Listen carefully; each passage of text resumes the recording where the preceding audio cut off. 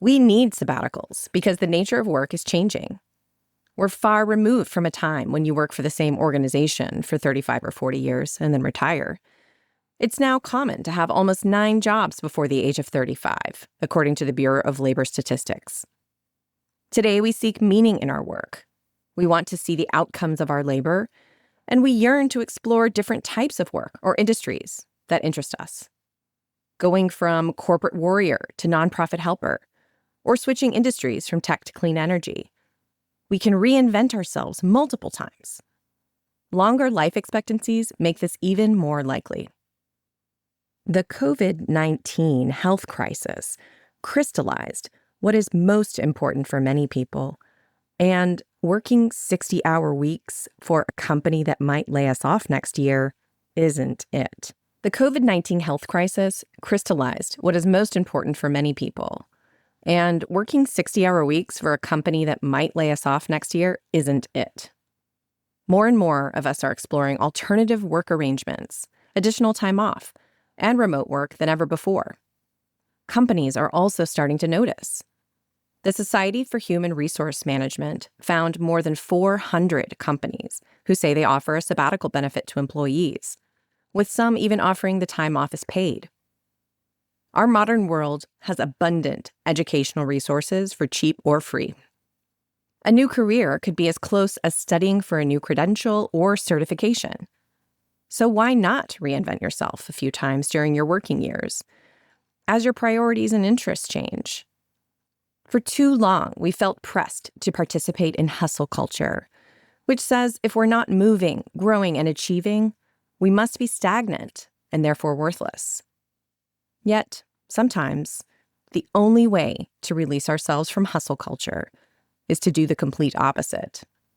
Stop working. In fact, there's room to grow and develop more during a work break than through continued work. Sabbaticals provide the time and space for a reset or shake-up that can give us tremendous energy to launch something new, adjust our priorities, or rediscover things we've loved before. But first, we must rest and support our neglected mental health and self-care before we can begin a growth cycle again.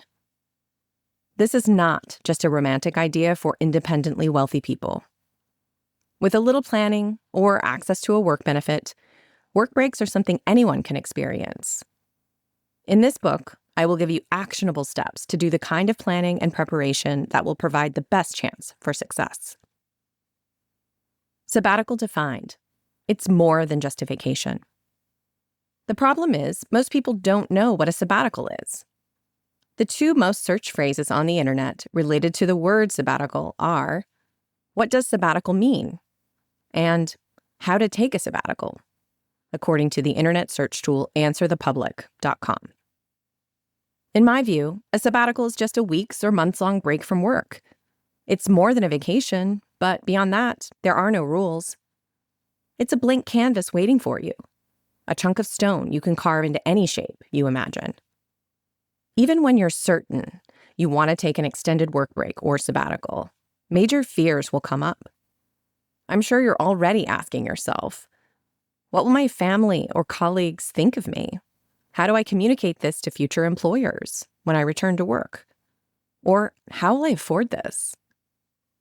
These fears are all valid, and fortunately, many have come before you who had the courage to take an extended work break, were forced to take one, or utilized an employee benefit to take time off. We'll explore their stories in this book. They had these fears too, and you'll see exactly how they overcame them. The emotional journey.